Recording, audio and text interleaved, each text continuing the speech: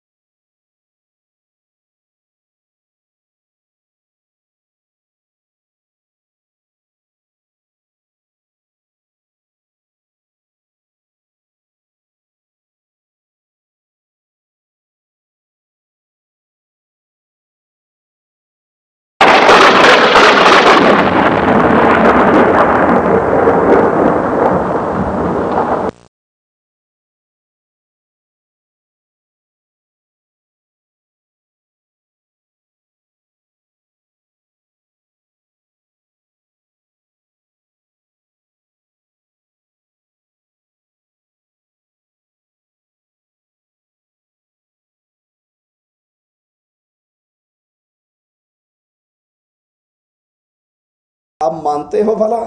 آپ کہاں مانتے ہو؟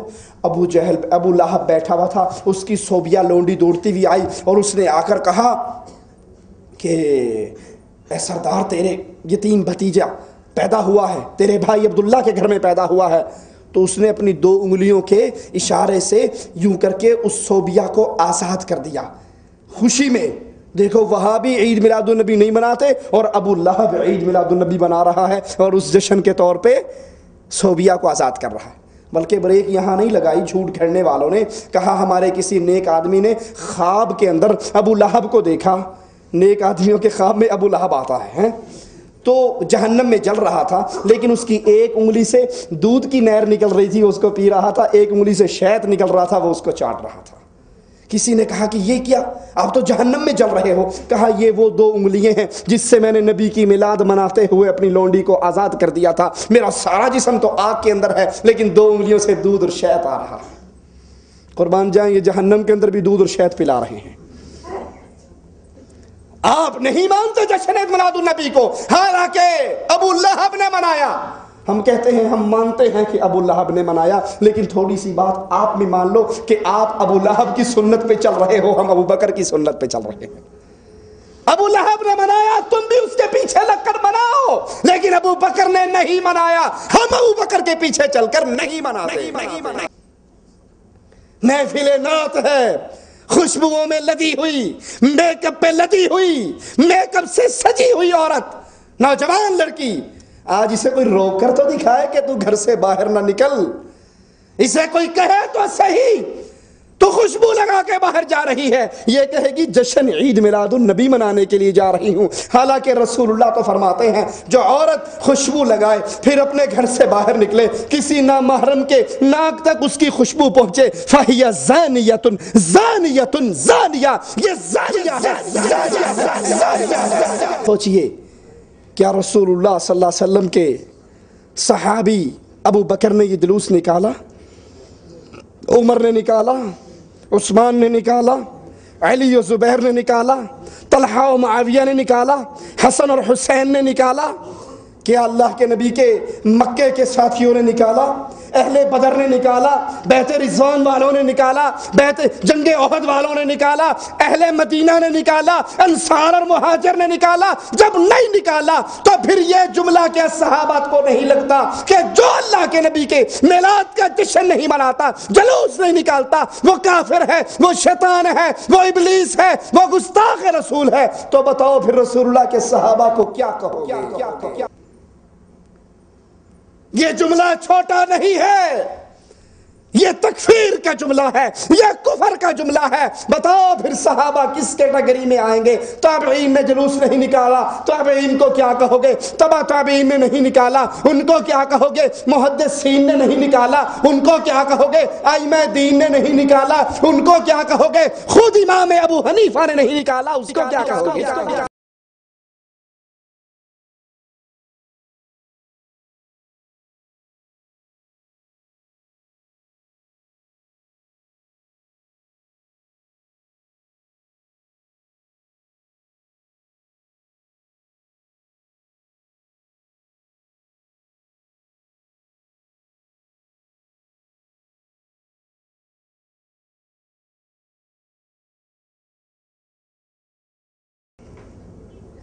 ان الحمد للہ نحمده ونستعینه ونستغفره ونعوذ باللہ من شرور انفسنا ومن سیئات اعمالنا من يهده الله فلا مضل له ومن يضلل فلا هادي له اشهد ان لا اله الا الله وحده لا شريك له واشهد ان محمدا عبده ورسوله اما بعد اعوذ باللہ السمیع العلیم من الشیطان الرجیم بسم اللہ الرحمن الرحیم اتبعوا ما انزل الیکم من ربکم ولا تتبعوا من دونه اولیاء قلیلا ما تذکرون۔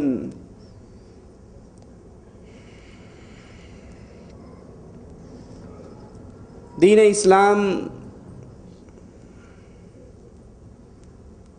جو اللہ عز و جل نے قیامت تک کے آنے والے انسانوں کے لیے پسند فرمایا، یہ دین اللہ نے اپنی رحمت سے پورا فرما دیا۔ رسول اللہ صلی اللہ علیہ وسلم پر اللہ عز و جل قرآن حکیم کی آیات اتارتا ہے، الیوم اکملت لکم دینکم، میں نے آج تم پہ تمہارا دین پورا کر دیا۔ ایک یہودی عمر ابن خطاب رضی اللہ عنہ وارضاہ سے آ کر سوال کرتا ہے کہ آپ کی کتاب میں یہ آیت کہ اللہ نے اس دین کو پورا کیا، اپنی نعمت کو پورا کیا، تمہارے لیے اسلام کو پسند کیا، اگر یہ آیت ہماری کتاب میں اترتی، ہم یہودیوں پہ نازل ہوتی، جس دن یہ نازل ہوتی اس دن کو ہم عید کا دن پکڑ لیتے۔ عمر ابن خطاب فرماتے ہیں اللہ کا شکر ہے کہ یہ آیت جمعے کے دن نازل ہوئی، اور جمعے کا دن مسلمانوں کی عید کا دن ہے۔ اللہ نے اس دین کو پورا کر دیا۔ اب دین کی کوئی بات، دین کا کوئی مسئلہ ایسا نہیں جو ناقص ہو، جو ادھورا ہو، انکمپلیٹ ہو۔ رسول اللہ صلی اللہ علیہ وسلم فرماتے ہیں جنت میں جانے والی کوئی ایسی بات نہیں جو میں نے تمہیں بتائی نہ ہو، جہنم میں لے جانے والا کوئی ایسا عمل نہیں جس سے میں نے روکا نہ ہو۔ بلکہ حجۃ الوداع کے موقع پر رسول اللہ صلی اللہ علیہ وسلم انسانوں کے ٹھاٹھے مارتے ہوئے سمندر سے خطاب کر کے سوال کرتے ہیں حل بلغت، کیا میں نے اللہ کا دین پورا پہنچا دیا؟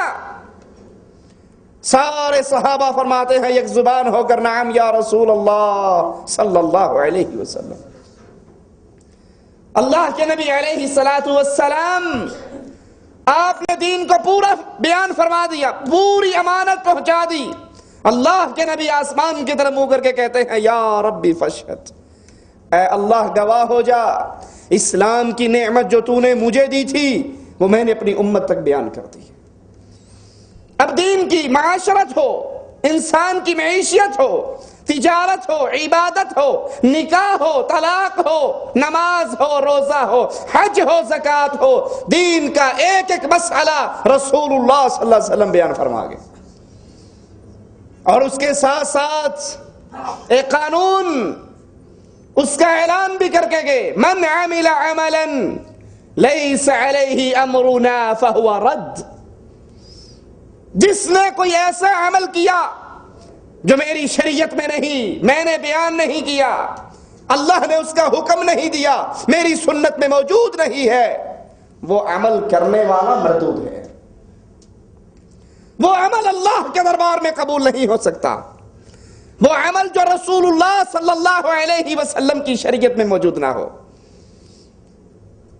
اسی لیے فرمایا کل محدثۃ بدعہ، دین اسلام کے اندر ہر نئی چیز بدعت ہے، کل بدعت ضلالہ، ہر بدعت گمراہی ہے، کل ضلالۃ فی النار، ہر گمراہی جہنم میں لے کر جاتی ہے۔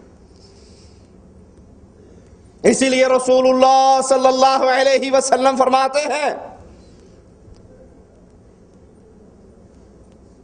جس نے بدعتی کی تکریم کی، بدعتی کی عزت کی، بدعتی کی کو پناہ دی، بدعتی کو پناہ دینے والے پر اللہ کی لعنت ہے، بدعتی کی عزت اور تکریم کرنے والے کی مثال ایسے ہے جس نے اسلام کی عمارت کو گرانے میں مدد دی ہو۔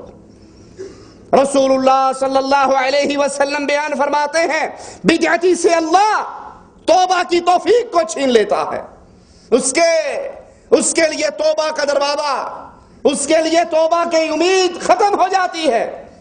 زانی زنا کرتا ہے، اس کے دل میں ہے میں زنا کر رہا ہوں، شرابی شراب پیتا ہے، اس کے دل میں ہے میں گناہ کر رہا ہوں، چور چوری کرتا ہے، اس کے دل میں ہے میں گناہ کر رہا ہوں، وہ کبھی بھی توبہ کر لے گا۔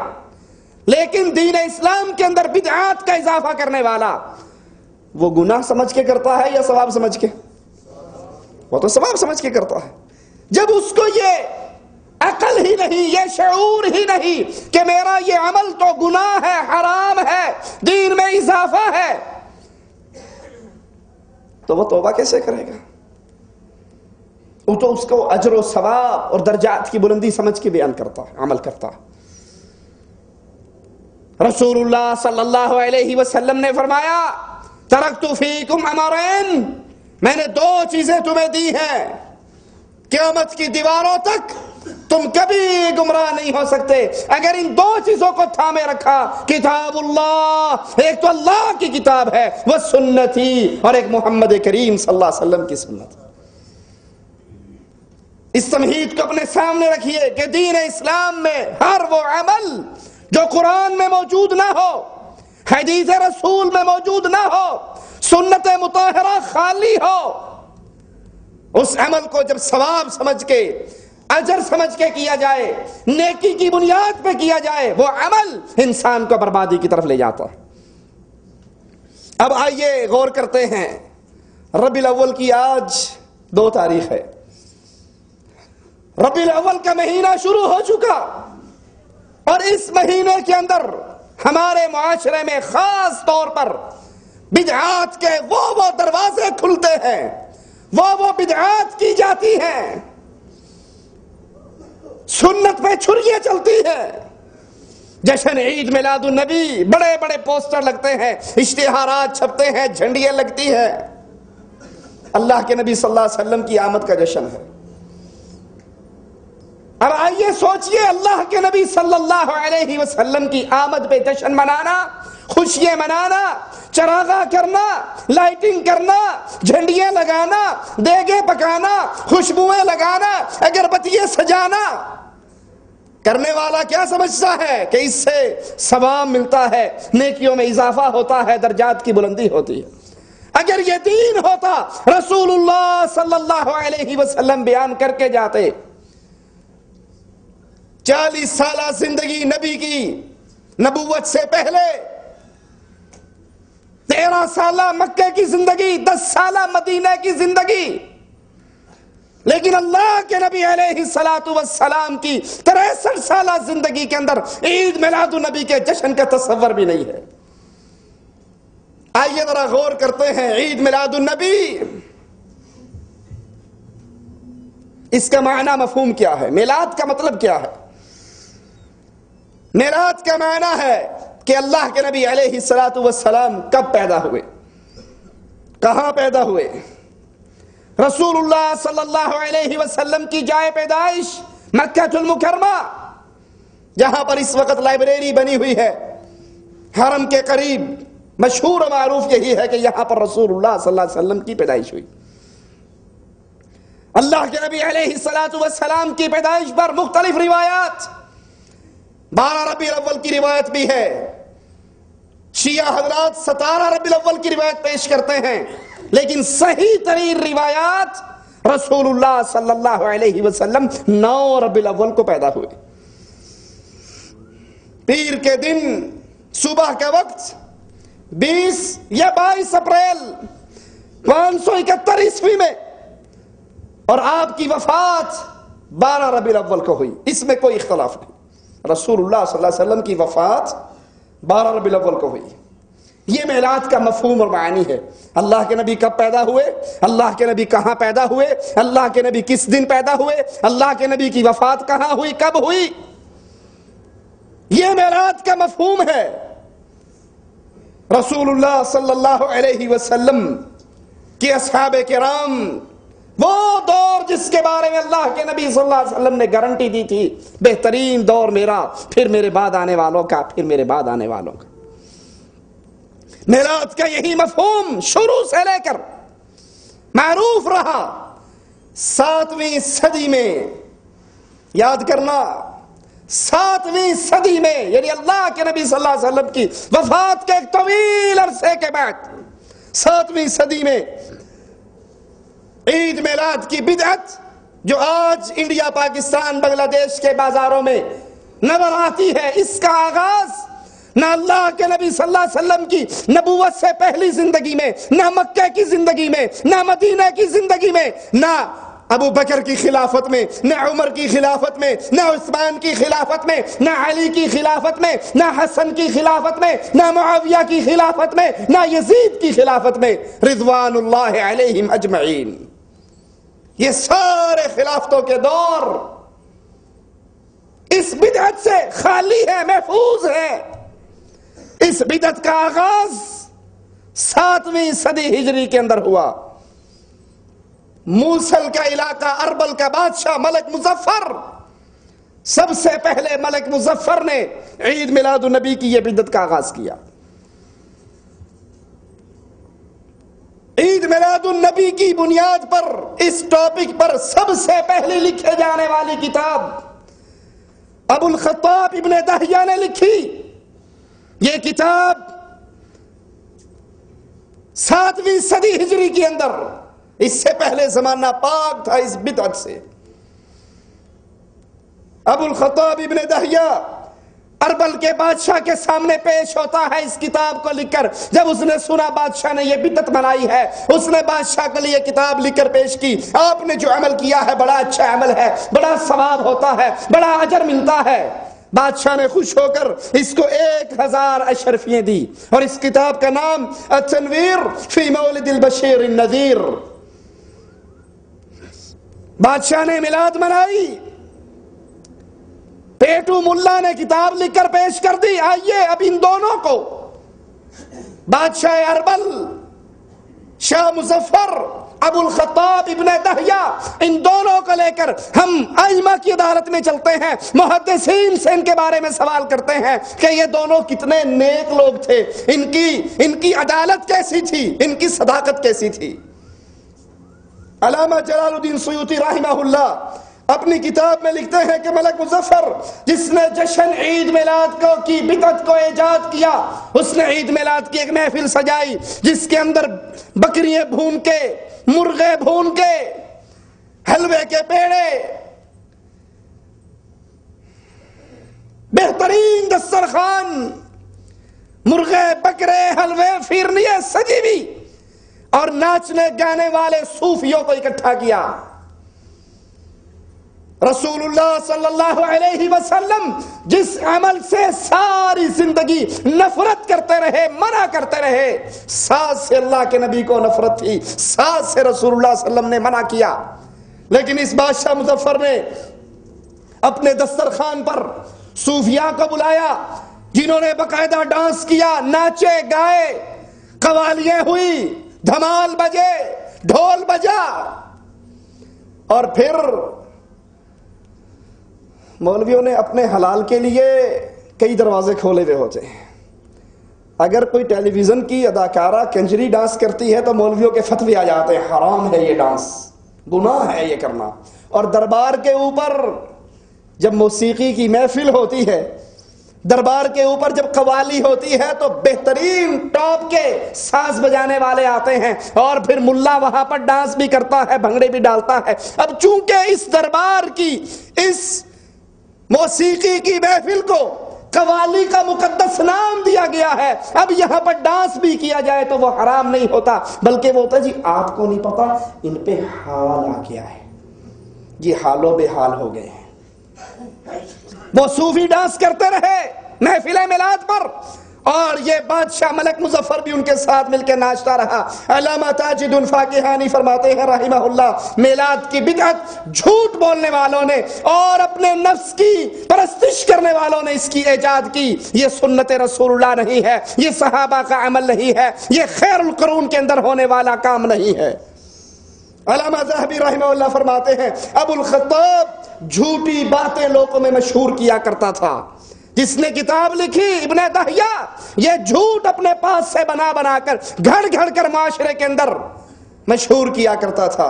ابن حجر عسقلانی رحمہ اللہ فرماتے ہیں ابو خطاب تعویذ گنڈے کیا کرتا تھا, دربار پرست تھا, قبر پرست تھا, یہ تعویذ فروش تھا, یہ تعویذ گنڈے کیا کرتا تھا, خبیث اللسان تھا, احمق تھا, اور دین کی بنیادی باتوں کو بھی نہیں جانتا تھا. یہ اس کا آغاز ہے اس عید میلاد النبی کا, جس کے بڑے بڑے اشتہار چھپتے ہیں, جس کے بینر لگتے ہیں, لائٹنگ ہوتی ہے اور پتہ نہیں کیا کچھ ہوتا ہے. آئیے اب دیکھیں 7ویں صدی ہجری کے اندر جاری ہونے والی یہ بدعت, یہ تو 7ویں صدی ہجری میں ہوئی نا. میں کہتا ہوں نبی صلی اللہ علیہ وسلم کی وفات کے 7 منٹ بعد بھی اگر کوئی کام بنا کر دین میں داخل کیا جائے گا تو وہ دین, نبی فوت ہو گئے, وحی کا سلسلہ ختم ہو گیا. جب وحی کا سلسلہ ختم ہو گیا, آسمان سے اترنے والا دین پورا ہو چکا ہے. اب اس دین کے اندر اپنے پاس سے کوئی اضافہ اور کمی نہیں کی جا سکتی. بر صغیر کے اندر جشن عید میلاد النبی صوفیوں کے ذریعے داخل ہوئی. کہتے ہیں جی آپ نہیں مانتے, بر صغیر میں دین اسلام صوفیہ نے تو پھیلایا ہے, تو وہ یہی دین اسلام پھیلایا ہے. صوفیہ کے ذریعے عید میلاد النبی بر صغیر پاک و ہند کے اندر آئی. اور اس کی ابتدا کیسے ہوئی؟ کچھ لوگ اکٹھے ہو کر ایک مکان میں بیٹھ کر رسول اللہ صلی اللہ علیہ وسلم کی پیدائش کا ذکر کر لیتے. اللہ کے نبی فلاں دن پیدا ہوئے, فلاں جگہ پر پیدا ہوئے, اس تاریخ کو پیدا ہوئے.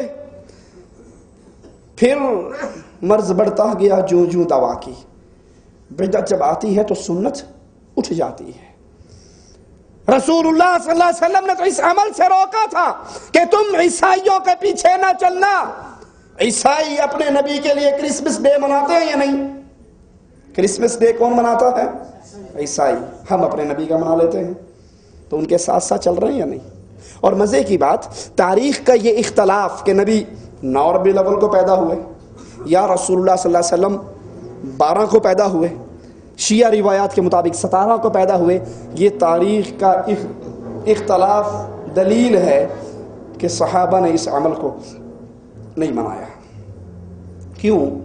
پاکستان والوں, پاکستان کس دن آزاد ہوا؟ کیوں جی؟ 14 اگست کو. انڈیا والوں, انڈیا کب آزاد ہوا؟ 15 اگست کو. اب 100 سال نہیں 700 سال بھی گزر جائیں تو اختلاف ہو سکتا ہے اس تاریخ میں. کیوں؟ کیونکہ جس دن سے آزاد ہوا اسی دن سے جشن منایا جا رہا ہے. ہر نسل دیکھتی ہے 14 کو پاکستان, 15 کو انڈیا کا یوم آزادی ہے. کوئی اختلاف ہو سکتا ہے؟ پہلے دن سے جشن چل رہا ہے نا. 100 سال بھی گزر جائیں گے تو اختلاف. اور اگر یہ جشن نہ ہوتا تو پھر مورخین میں اختلاف ہوتا کہ یار پتہ نہیں 14 کا ہوا تھا, پتہ نہیں 16 کا ہوا تھا. یہ تو پہلے دن سے خوشی اور جشن چل رہا ہے. اگر رسول اللہ صلی اللہ علیہ وسلم کی پیدائش سے پہلے دن سے یہ جشن عید میلاد النبی ہوتا, میٹھے کی آمد مرحبا, سہنے کی آمد مرحبا, پیارے کی آمد مرحبا, حبیب کی آمد مرحبا, اگر یہ پہلے دن سے یہ عمل ہوتا تو پھر تاریخ میں اختلاف کہتے جی آپ مانتے ہو بھلا؟ آپ کہاں مانتے ہو؟ ابو جہل ابو لہب بیٹھا ہوا تھا، اس کی صوبیہ لونڈی دوڑتی ہوئی آئی اور اس نے آ کر کہا کہ اے سردار، تیرے یتیم بھتیجا پیدا ہوا ہے، تیرے بھائی عبداللہ کے گھر میں پیدا ہوا ہے۔ تو اس نے اپنی 2 انگلیوں کے اشارے سے یوں کر کے اس صوبیہ کو آزاد کر دیا خوشی میں۔ دیکھو وہاں بھی عید میلاد النبی نہیں مناتے اور ابو لہب عید میلاد النبی بنا رہا ہے اور اس جشن کے طور پہ صوبیہ کو آزاد کر رہا ہے۔ بلکہ بریک یہاں نہیں لگائی جھوٹ گھڑنے والوں نے، کہا ہمارے کسی نیک آدمی نے خواب کے اندر ابو لہب کو دیکھا۔ نیک آدمیوں کے خواب میں ابو لہب آتا ہے، تو جہنم میں جل رہا تھا، لیکن اس کی ایک انگلی سے دودھ کی نہر نکل رہی تھی، اس کو پی رہا تھا، ایک انگلی سے شہد نکل رہا تھا، وہ اس کو چاٹ رہا تھا۔ کسی نے کہا کہ یہ کیا، آپ تو جہنم میں جل رہے ہو؟ کہا یہ وہ 2 انگلیاں ہیں جس سے میں نے نبی کی میلاد مناتے ہوئے اپنی لونڈی کو آزاد کر دیا تھا۔ میرا سارا جسم تو آگ کے اندر ہے، لیکن 2 انگلیوں سے دودھ اور شہد آ رہا ہے۔ قربان جائیں، یہ جہنم کے اندر بھی دودھ اور شہد پلا رہے ہیں۔ آپ نہیں مانتے جشن میلاد النبی کو، حالانکہ ابو لہب نے منایا۔ ہم کہتے ہیں ہم مانتے ہیں کہ ابو لہب نے منایا، لیکن تھوڑی سی بات آپ بھی مان لو کہ آپ ابو لہب کی سنت پہ چل رہے ہو، ہم ابو بکر کی سنت پہ چل رہے ہیں۔ ابو لہب نے منایا، تم بھی اس کے پیچھے لگ کر مناؤ، لیکن ابو بکر نے نہیں منایا، ہم ابو بکر کے پیچھے چل کر نہیں مناتے۔ ابو القاسم نے نہیں منایا، ہم نہیں مناتے۔ عمر ابن خطاب نے نہیں منایا، عثمان نے نہیں منایا، علی نے نہیں منایا، اصحاب کرام نے عید میلاد النبی نہ یہ دن منایا، نہ یہ جشن کا دن منایا، نہ محفلیں ہوئی، نہ جلوس نکلے، نہ گدے گاڑیوں اور ٹرالیوں پہ عورتیں اور مرد اکٹھے ہو کر بازار میں آئے۔ ابتدا کے اندر صرف رسول اللہ صلی اللہ علیہ وسلم کا ذکر پیدائش ہوتا، پھر آہستہ آہستہ محفلوں کے اندر قیام بھی ہونے لگا۔ آپ نے سنی وہ نعت یا نہیں سنی؟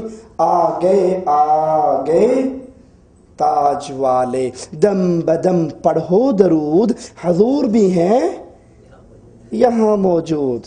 بلکہ کرسی سجتی ہے، بڑی خوبصورت کرسی سجتی ہے، ہم نے بھی وہ سجی ہوئی کرسی دیکھی۔ کہتے ہیں کرسی سجی بھی میلاد شریف کے جلسے میں، اور ایک مواحد وہاں سے گزرا، کہا صاحب یہ کرسی کیوں سجائی ہے؟ کہا گستاخ وہابی، تجھے نہیں پتا ابھی رسول اللہ نے یہاں آ کر بیٹھنا ہے، آگے آگے تاج والے، دم بدم پڑھو درود، حضرت بھی ہیں یہاں موجود۔ کہا اچھا ماشاءاللہ مبارک ہو، جب اللہ کے نبی یہاں آئے تو مجھے بھی دکھا دینا، میں بھی دیکھ کر صحابی کا شرف لے لوں گا۔ کہا تیری آنکھ وہابی گستاخ ہے، دیکھ نہیں سکتی، تینوں نظر نہیں آنا۔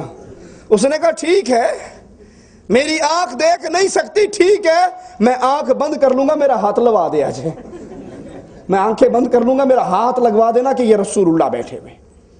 پھر قیام شروع ہونے لگا، کھڑے ہو جاؤ کہ حضور آگے، مجلس سے نکل جائے جو بے ادب ہے۔ پھر مزید ترقی ہوئی، یہ تو گھروں میں چلے، پھر گھروں سے چلتے چلتے مسجدوں تک پہنچے، پھر مسجدوں سے یہ محفل میلاد نکل کر باہر روڈ کے اوپر آ گئی، سڑک کے اوپر آئی، جھنڈیاں لگنے لگی، نعت خوانی ہونے لگی۔ ابھی بھی خیر تھی، ابھی بھی کچھ نہ کچھ موجودہ صورتحال سے کام ہلکا ہی تھا۔ جھنڈیاں لگتی، نعتیں پڑھی جاتی، رسول اللہ صلی اللہ علیہ وسلم کا ذکر ہوتا، اور جلوس واپس اپنے گھروں کو چلا جاتا۔ لیکن جب انسان شیطان کے پیچھے چلتا ہے تو شیطان اس کو ہلاک کیے بغیر نہیں چھوڑتا۔ جھنڈیاں، نعت خوانی، اور پھر اس کے بعد آج عید میلاد النبی کے جلوسوں پر نظر ڈال کے دیکھ لو، انڈیا میں ہو یا پاکستان اور بنگلہ دیش کے اندر ہو، رسول اللہ صلی اللہ علیہ وسلم کے نام پر جلوس نکل رہا ہے، اس میں ڈھول بھی پیٹے جا رہے ہیں، اس میں چمٹے بھی بجائے جا رہے ہیں، اس میں سارنگیے بھی ہیں۔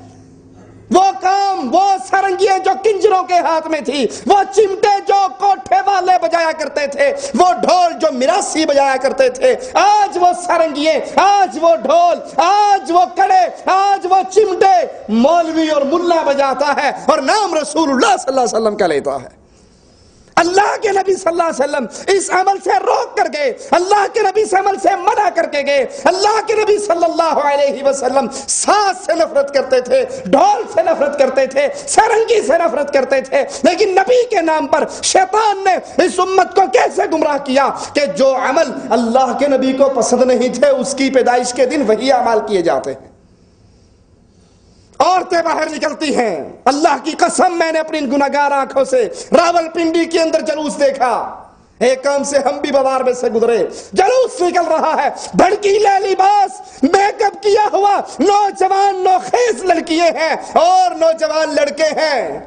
دونوں جلوس میں گزر رہے ہیں. وہ اس سے فکرے کستی ہے, وہ اس پہ فکرے کستا ہے. اور ہے کیا, یہ دونوں عاشقان رسول ہیں. سوچئے, اللہ کے لیے سوچئے. نبی کے نام پر, نبی کی شریعت پر, نبی کی سنت پر, نبی کے دین پہ چھریاں چلانے والوں, ایک لمحے کے لیے تو سوچو. اللہ کے نبی صلی اللہ علیہ وسلم اپنی مسجد مبارک سے باہر نکلے, عورتوں اور مردوں کو راستے کے اندر اکٹھے مخلوط چلتے ہوئے دیکھا. اللہ کے نبی برداشت نہیں کر سکے.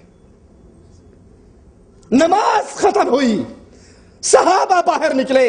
باہر نکلنے والے عام انسان نہیں تھے. ابو بکر, عمر, عثمان, علی, طلحہ, زبیر, عبد الرحمن ابن عوف اللہ کے نبی کے جلیل القدر صحابہ ہیں. اور ادھر عائشہ ہے, حفصہ ہے, فاطمہ ہے, رقیہ ہے, ام کلثوم ہے, سودا ہے, زینب ہے, میمونہ ہے.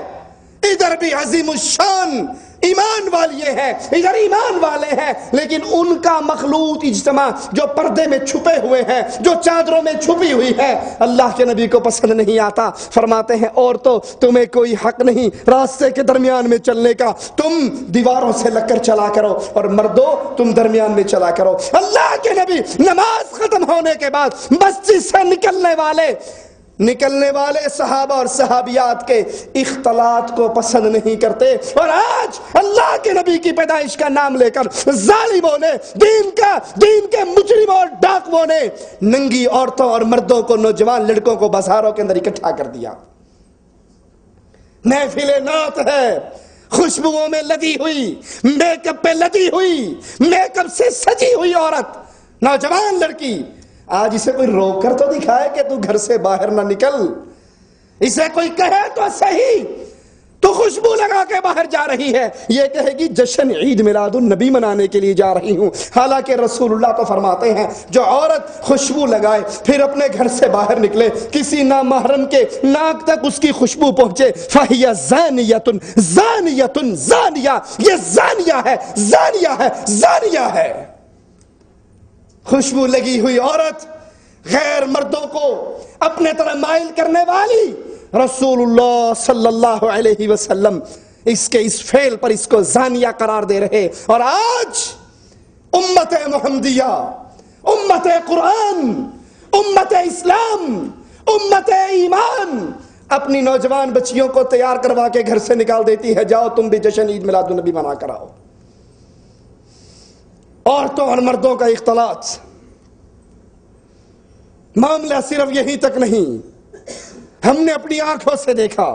اللہ کی قسم, راولپنڈی کے اس جلوس سے جب میں گزرا, کچھ نوجوان نظر آئے جنہوں نے نقلی داڑھی اپنے چہروں پہ سجائی ہوئی, سفید نقلی بابا بنا ہوا, زلفیں بھی ہیں اور نقلی داڑھی بھی ہے.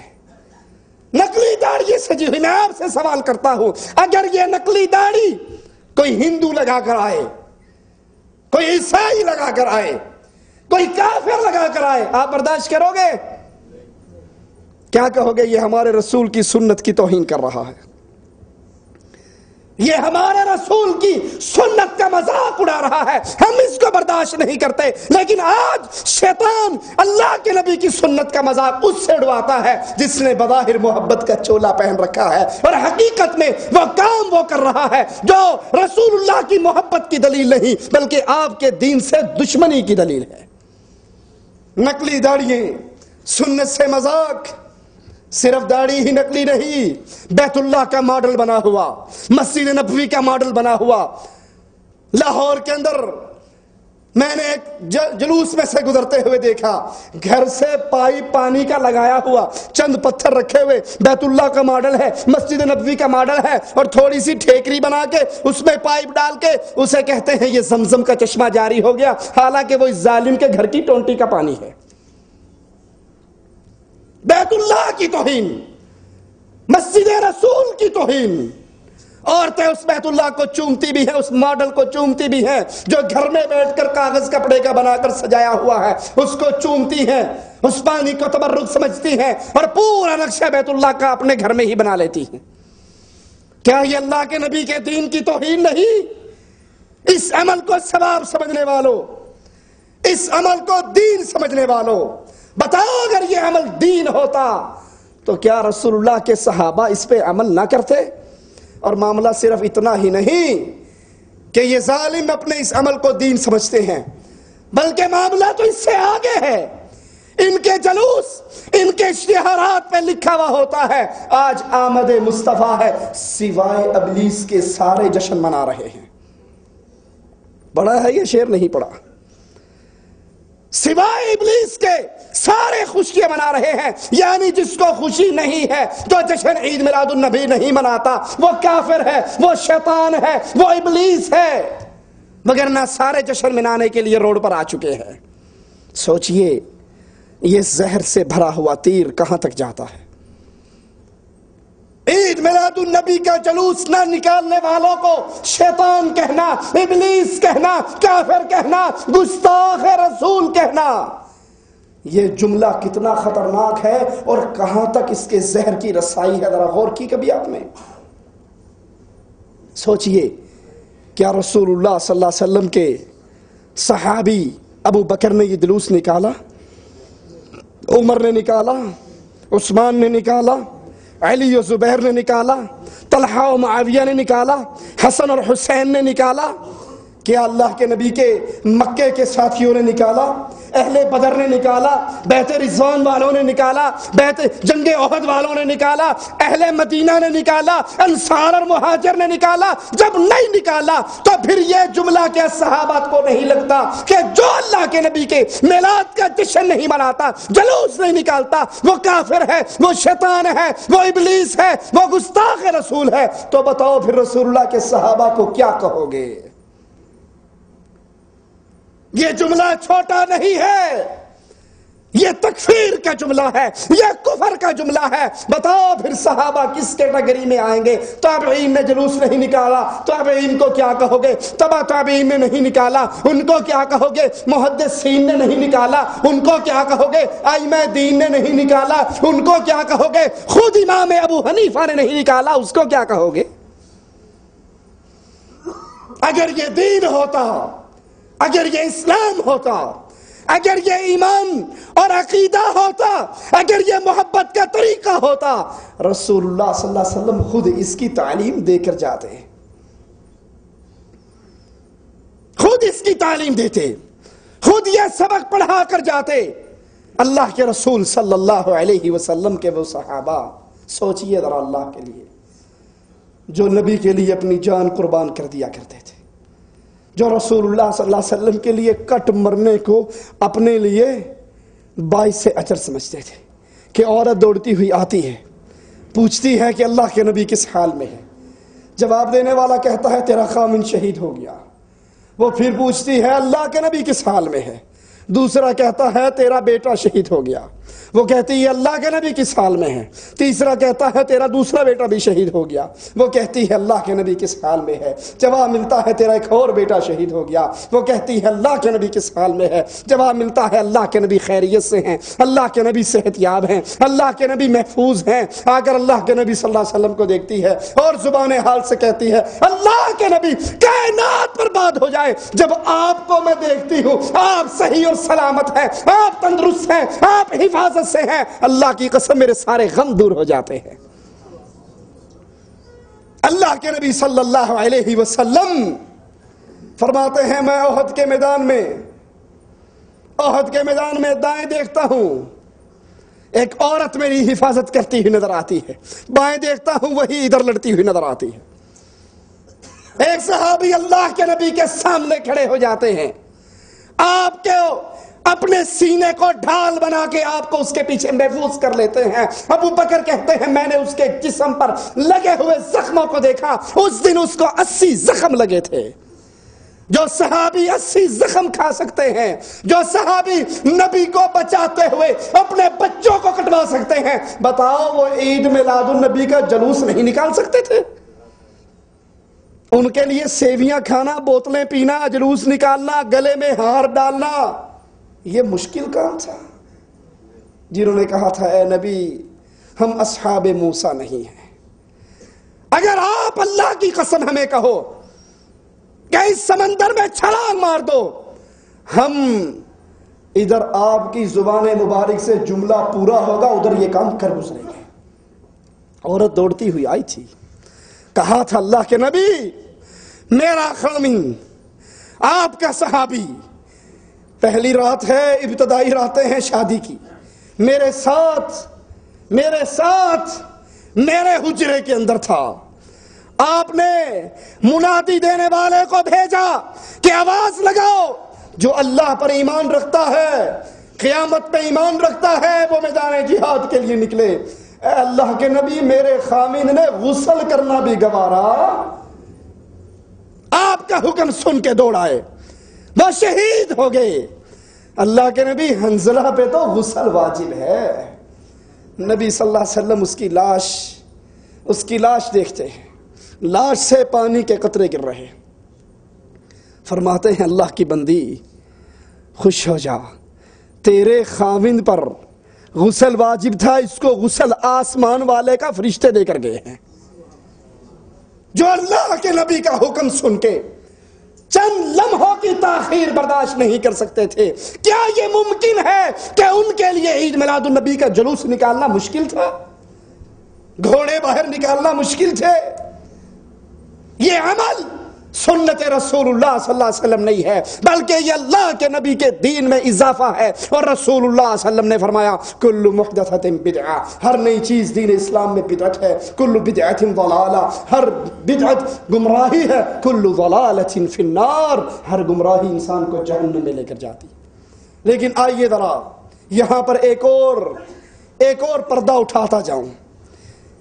یہ شیطان مولویوں کے روپ میں آ کر اس امت کو جشن عید میلاد النبی منانے کے لیے اتنا سرگرم کیوں کرتا ہے؟ اس لیے کہ اصل کام سیرت النبی تھا، اصل چیز سیرت النبی تھی۔ شیطان نے ان سے سیرت النبی، اتباع رسول چھین لی اور جشن عید میلاد النبی دے دیا کہ سال کے بعد ایک جلوس نکال لینا، درمیان میں جو تمہارا جی کہتا ہے وہ کرتے رہو۔ وگرنہ سوچئے اللہ کے لیے عید میلاد النبی کا یہی مطلب ہے نا کہ آپ کہاں پیدا ہوئے، کس کی اولاد تھے، باپ کا نام کیا تھا، ماں کا نام کیا تھا، جائے پیدائش کیا تھی، تاریخ کیا تھی، دن کیا تھا۔ کیا ابو جہل کو ان باتوں سے انکار تھا؟ ابو لہب کو انکار تھا؟ اہل مکہ کو انکار تھا؟ وہ یہ بات نہیں مانتے تھے کہ رسول اللہ عبداللہ کے بیٹے ہیں، امنہ کے لال ہیں، عبد المطلب کے پوتے ہیں، ابو طالب کے بھتیجے ہیں؟ اللہ کے نبی صلی اللہ علیہ وسلم کی ان باتوں کو کفار مکہ نہیں مانتے تھے؟ وہ تو مانتے تھے، وہ تو صادق کہتے تھے، وہ تو امین کہتے تھے۔ انہی کی بات کے بقول ابو لہب نے تو لونڈی کو آزاد کر دیا، بقول ان کے مانتے ہیں، ٹھیک ہے۔ یہ سارے کفار مکہ اللہ کے نبی کے دشمن کب بنے؟ جب آپ نے یہ کہا لوگوں میرا میلاد منانا شروع کر دو تب مجھ دشمن بنے۔ جب یہ کہا لوگوں مان لو کہ میں 9 ربیع الاول کو پیدا ہوا ہوں تب سارے دشمن ہو گئے۔ سب ساتھ رہے، آپ کو صادق کہتے رہے، امین کہتے رہے۔ دشمنی کا آغاز کب ہوا؟ جب رسول اللہ صلی اللہ علیہ وسلم نے یہ کہا قولوا لا الہ الا اللہ، اے مکہ والو اعلان کر دو لات و عزیٰ الہ نہیں ہے، سچا رب اللہ الہ ہے۔ جب اللہ کے نبی نے سیرت النبوی کے ورق پلٹنے شروع کیے، اپنی زندگی کو دعوت توحید دینا شروع کی، اپنی زندگی میں لا الہ الا اللہ کا آوازہ بلند کیا، مورتیوں کے سامنے جھکنے والوں کو اللہ کے سامنے جھکنے کا آوازہ بلند کیا، سارے کفار مکہ رسول اللہ صلی اللہ علیہ وسلم کے دشمن ہو گئے۔ اصل کام عید میلاد النبی نہیں، اصل کام سیرت النبی ہے۔ نبی کی سیرت کیا ہے؟ نبی کی زندگی کیا ہے؟ بدر کی جنگ کیوں ہوئی؟ کیا اس لیے کہ کفار مکہ جشن عید میلاد النبی کے دشمن تھے؟ نہیں، اس لیے کہ وہ سیرت النبی کے دشمن تھے۔ نبی کی سیرت کیا ہے؟ نبی کا کردار کیا ہے؟ دشمن آ کر کہتے ہیں چچا، نبی کے چچا ابو طالب کو اپنے بھتیجے کو روک لے، یہ لا الہ الا اللہ کا آوازہ لگاتا ہے، یہ اللہ کے علاوہ نہ کوئی مشکل کشا، نہ حاجت روا، نہ غوث آدم، نہ بری کرنے والا، نہ اولاد دینے والا، نہ رزق دینے والا، نہ صحت دینے والا، نہ عبادت کیے جانے کے قابل، یہ آوازہ لگاتا ہے الا اللہ، صرف اللہ ہے جس کی عبادت کی جائے، اللہ ہے جس کو پوجا جائے، اللہ ہے جس سے مانگا جائے، اللہ ہے جس کے آگے جھکا جائے۔ اور یہ آوازہ ہمارے بتوں کے لیے گالی ہے، اس کو کہو یہ کام نہ کرے۔ اللہ کے نبی صلی اللہ علیہ وسلم نے کہا چچا میرے ایک ہاتھ پہ سورج رکھ دو، اگر یہ آپ کی قوم میرے ایک ہاتھ پہ سورج رکھ دے، ایک ہاتھ پہ چاند رکھ دے، یہ کام کر بھی گزرے، میں لا الہ الا اللہ کی دعوت سے باز نہیں آ سکتا۔ رسول اللہ صلی اللہ علیہ وسلم کی سیرت کیا ہے؟ جس سیرت سے کفار کو دکھ تھا، جس سیرت سے کافر جلا کرتے تھے، وہ سیرت لا الہ الا اللہ کی دعوت ہے، وہ سیرت اللہ کی عبادت ہے، غیر اللہ کی عبادت سے رشتہ توڑنا ہے۔ شیطان نے ہم سے سیرت النبی تو چھین لیا، ہم سے سیرت النبی کو چھین لیا اور جشن عید میلاد النبی کو دے دیا۔ اب جو کام کفار مکہ کرتے تھے وہی کام آج کلمہ پڑھنے والا کرتا ہے۔ کفار مکہ کھڑی ہوئی مورتی، جو مورتی انبیاء کی، ابراہیم، اسماعیل، عیسیٰ، مریم، ان کی مورتیاں تھی، وہ اس کو سجدہ کرتا تھا، تو کیا آج لاہور والے بابا حجویری کی قبر پہ سجدہ نہیں کرتے؟ کفار مکہ ان بتوں کو پکارا کرتے تھے جو اولیاء اللہ کی مورتیاں تھی، تو کیا آج یا غوث اعظم مدد کے نعرے ہمارے چینلوں پر آ کر طاہر القادری نہیں لگاتا؟ کیوں ٹیلی ویژن پر نعت چلتی ہے یا غوث المدد، یا غوث المدد؟ یہی کام کفار مکہ کرتے تھے، وہ کہا کرتے تھے یہ لات مدد کرتا ہے، عزا مدد کرتا ہے، حبل مدد کرتا ہے۔ اور جب رسول اللہ صلی اللہ علیہ وسلم نے لا الہ الا اللہ کا آوازہ بلند کیا، کفار مکہ کو تکلیف ہوئی۔ سوچئے اللہ کے لیے، میری باتیں کڑوی ہیں لیکن آپ سے معافی مانگتے ہوئے ایک سوال کرتا ہوں۔ سوچئے جنگ بدر اللہ کے نبی اور کفار کے درمیان کیوں ہوئی؟ ایک سوال ہے یا نہیں؟ جنگ بدر رسول اللہ صلی اللہ علیہ وسلم اور کفار کے درمیان کیوں ہوئی؟ کیا اس لیے ہوئی کہ کفار مکہ 9 ربیع الاول کو پیدائش رسول کے منکر تھے، 12 ربیع الاول کو پیدائش رسول کے منکر تھے، میلاد کے منکر تھے، نبی کے حسب نسب کے منکر تھے، جائے پیدائش کے منکر تھے، شہر پیدائش کے منکر تھے، نہیں وہ سیرت رسول کے منکر تھے، وہ لا الہ الا اللہ کی دعوت کے منکر تھے، وہ توحید کے منکر تھے۔ اس لیے رسول اللہ صلی اللہ علیہ وسلم نے بدر کا مارکہ ان کفار سے لڑا۔ آج بھی کرنے کے کام، آج بھی کرنے کے کام، اللہ کے نبی علیہ السلام کی سیرت کو اپنے سینے سے لگاؤ، نبی کی سیرت کو اپناؤ۔ دعوت دینے کے لیے نماز کی دعوت، روزے کی دعوت، حج کی دعوت، زکوٰۃ کی دعوت، لڑائی کی دعوت، صدقہ خیرات کی دعوت، یتیموں کی پرورش کی دعوت، یہ ساری دعوتیں بیکار ہیں جب تک پہلے لا الہ الا اللہ کی دعوت نہ ہو۔ اہل مکہ کے اندر شرک تھا یا نہیں تھا؟ زنا بھی تھا، قتل بھی تھا، چوری بھی تھی، ڈاکے بھی تھے، سارا کچھ تھا۔ رسول اللہ صلی اللہ علیہ وسلم نے سب سے پہلے کس چیز کی دعوت دی؟ لا الہ الا اللہ کی۔ قبر پرستی کا انکار، بت پرستی کا انکار، اولیاء اللہ کی پوجا کا انکار، بزرگان دین کی پوجا کا انکار، انبیاء کی مورتیوں کی پوجا کا انکار، ایک اللہ کی عبادت کا اقرار۔ یہ بنیادی دعوت ہے۔ سیرت النبی کو اپنے سینے سے لگاؤ، ہر میدان کے اندر ایک ایک قدم کے اوپر۔ آپ امام ہو، آپ امام ہو، مدینے کے امام کو اپنے لیے آئیڈیل سمجھو۔ آپ قائد ہو، جنگ بدر کے قائد کو اپنے سامنے رکھو۔ آپ بیٹے ہو، آمنہ کے لال کو اپنا آئیڈیل بناؤ۔ آپ باپ ہو، فاطمہ کے باپ کو اپنا آئیڈیل بناؤ۔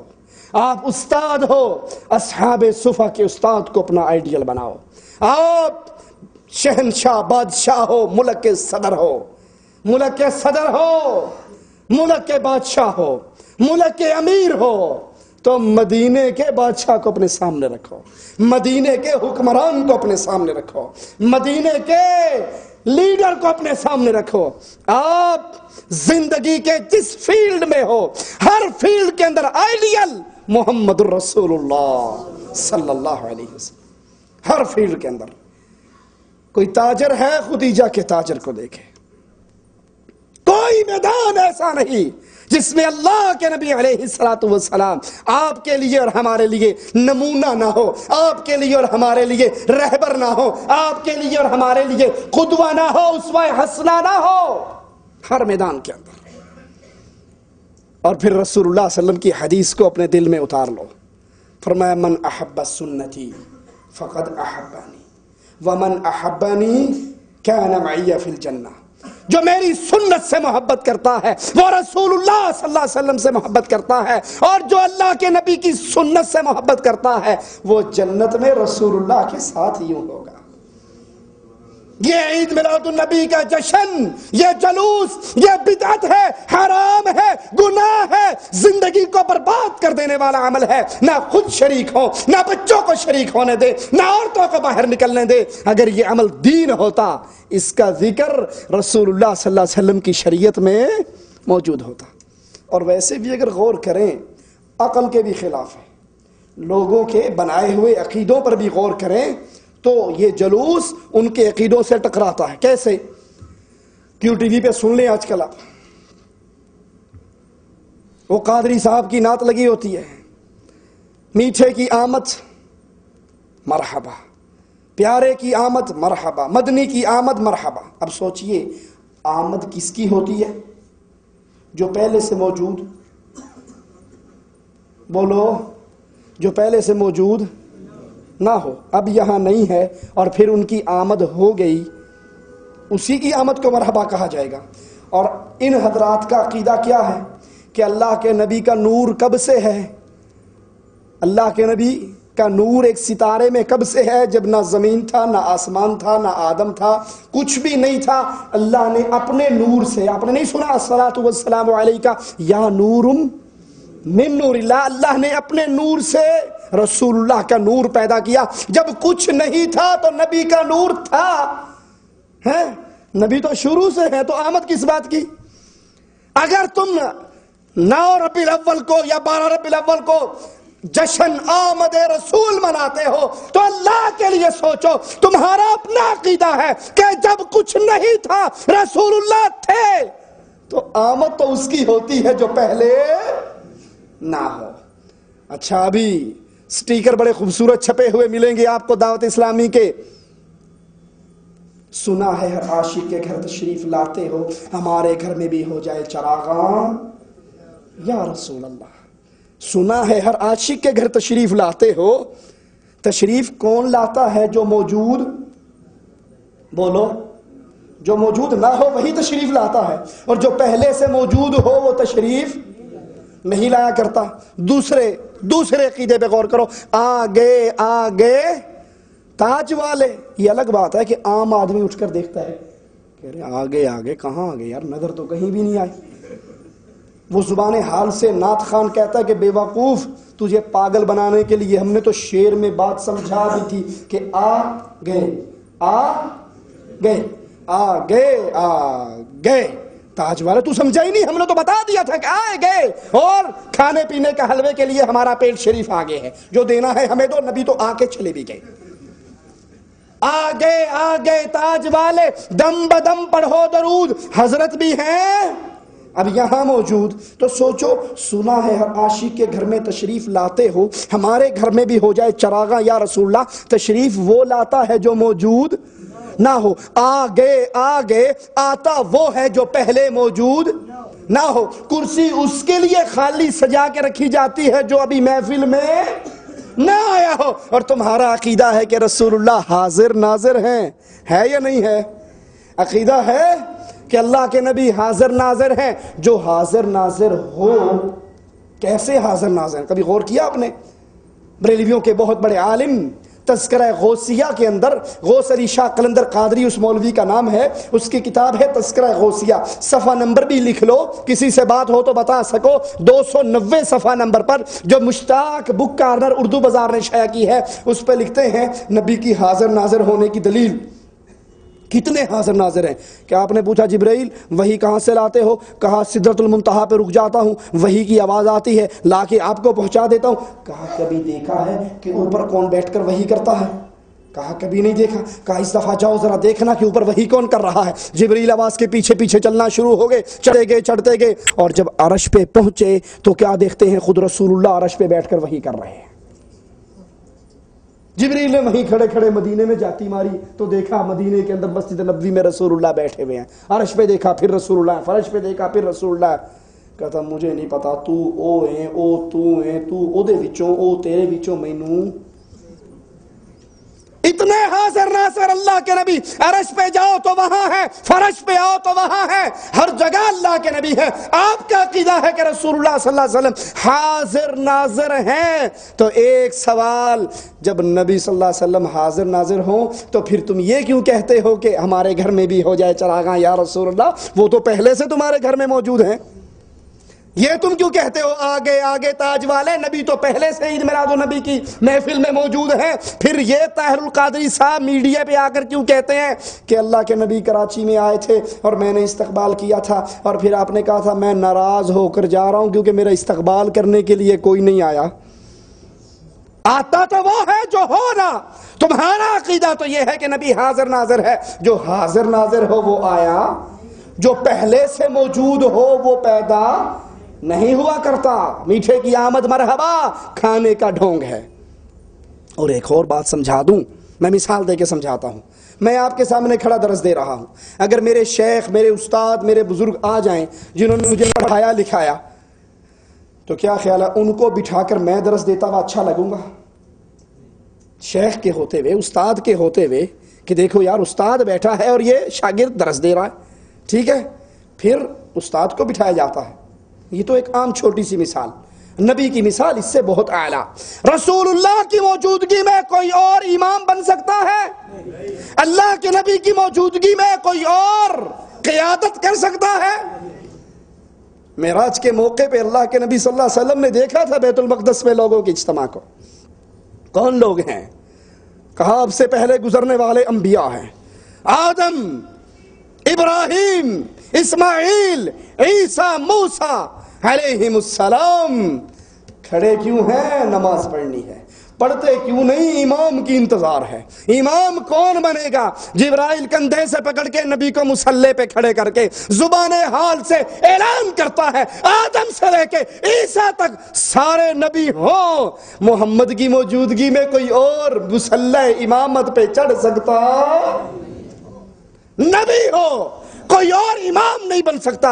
ابو بکر امام بنے تھے، نبی صلی اللہ علیہ وسلم کے آنے کے بعد اپنے الٹے قدموں واپس صف میں آگے تھے. اللہ کے نبی نے سلام پھیرنے کے بعد کہا تھا ابو بکر تو پیچھے کیوں ہٹا؟ کہا ابو قحافہ کے بیٹے کو جائز نہیں ہے رسول موجود ہو اور وہ امامت کے مصلی پہ کھڑا. اگر تمہارا عقیدہ کہ آپ کی مجلس ہے عید میلاد میں، جشن عید میلاد النبی میں رسول اللہ صلی اللہ علیہ وسلم آتے ہیں، حاضر ناظر ہوتے ہیں، تو بتاؤ پھر امامت طاہر القادری کیوں کرواتا ہے؟ الیاس قادری کیوں کرواتا ہے؟ امامت رسول اللہ سے کیوں نہیں کرواتے؟ یہ کھانے کے ڈھونگ، یہ پینے کے ڈھونگ، یہ اپنی اس جہنم کو بھرنے کے طریقے. اگر یہ دین ہوتا، پھر اپنی بات کو دہرا دوں، دین رسول پورا ہو چکا ہے، دین الہی پورا ہو چکا ہے. اللہ کے نبی صلی اللہ علیہ وسلم پر آیت اتر گئی الیوم اکملت لکم دینکم، دین پورا ہو گیا. اب جو عمل اس میں ڈالا جائے گا وہ نیکی کی امید سے ہو، وہ ثواب کی امید سے ہو، وہ اسلام نہیں بن سکتا. کیونکہ اسلام تب بنتا ہے جب مدینے والا اس پہ مہر لگا دیتا ہے. اور عید میلاد النبی کا مسئلہ نہ اللہ کے نبی کی سنت سے ثابت ہے، نہ آپ کے صحابہ کرام کے طرز عمل سے ثابت ہے. اللہ سے دعا ہے اللہ ہمارے گناہوں کو معاف فرمائے، اللہ ہماری خطاؤں کو معاف فرمائے، اللہ ہمیں اتنے دین پہ عمل کی توفیق عطا فرمائے جتنا دین رسول اللہ صلی اللہ علیہ وسلم ہمیں دے کر گئے. اللہ ہمیں دین کے اندر بدعات سے محفوظ رکھے، بدعات سے بچائے، دین میں نیا کام داخل کرنے سے بچائے. کیونکہ لوگوں انجام بڑا خطرناک ہے، اللہ کی قسم انجام بہت برا ہے بدعت کرنے والوں کا. حدیث میں آتا ہے رسول اللہ صلی اللہ علیہ وسلم حوض کوثر پر بیٹھے ہوں گے، اپنے دست مبارک سے پانی پلائیں گے. اللہ کے نبی صلی اللہ علیہ وسلم کے حوض پر پیالے ہوں گے جتنے آسمان کے تارے ہیں، اس طرح اتنی تعداد میں پیالے ہوں گے۔ حوض کوثر کا پانی تو سفید رنگ کا ہوگا، دودھ کی شکل کا ہوگا، اور اس کا ذائقہ شہد سے زیادہ میٹھا ہوگا۔ اور اللہ کے نبی صلی اللہ علیہ وسلم اپنے دست مبارک سے حوض کوثر کا جام پلائیں گے۔ اللہ تجھے تیرے پیارے اسماء و صفات کا واسطہ دے کر ہم سوال کرتے ہیں، اللہ ہم جتنے یہاں بیٹھے ہیں، اللہ ہم سب کو ہمارے پیارے نبی کے ہاتھ سے حوض کوثر کا پانی نصیب فرمانا۔ اللہ ہمیں اپنے نبی کے ہاتھ سے حوض کوثر کا پانی نصیب فرمانا، ہمیں اپنے نبی کے جھنڈے کے نیچے جنت الفردوس میں داخل فرمانا۔ رسول اللہ فرماتے ہیں امت آ رہی ہوگی، پانی پی رہی ہوگی، جو ایک مرتبہ میرے ہاتھ سے حوض کوثر کا جام پی لے گا، جنت میں داخل ہوتے وقت تک دوبارہ اس کو پیاس نہیں لگے گی۔ کچھ لوگ آئیں گے، چہرے چمکتے ہوں گے، ہاتھ چمکتے ہوں گے، کوہنییں بازو چمکتی ہوں گی، قدم چمکتے ہوں گے۔ یہ دلیل ہے کہ وہ وضو کرنے والے، وہ چہرے نماز پڑھنے والے، فرشتے درے اٹھا کر ان کو ماریں گے، نبی کے درمیان اور ان کے درمیان دیوار کھڑی کر دیں گے۔ میرے رحمتوں بھرے نبی فرمائیں گے امتی امتی، میری امت ہے، ان کو آنے دو، کیوں مارتے ہو؟ ان کو آنے دو، کیوں مارتے ہو؟ دیوار کیوں کھڑی کی ہے؟ آنے دو، میری امت ہے وضو کرنے والی، نماز پڑھنے والی، میں اپنے ہاتھ سے ان کو پانی پلاؤں گا۔ فرشتے جواب میں کہیں گے یا محمد صلی اللہ علیہ وسلم انکا لا تدری، یا محمد صلی اللہ علیہ وسلم انکا لا تدری، اے محمد صلی اللہ علیہ وسلم آپ نہیں جانتے۔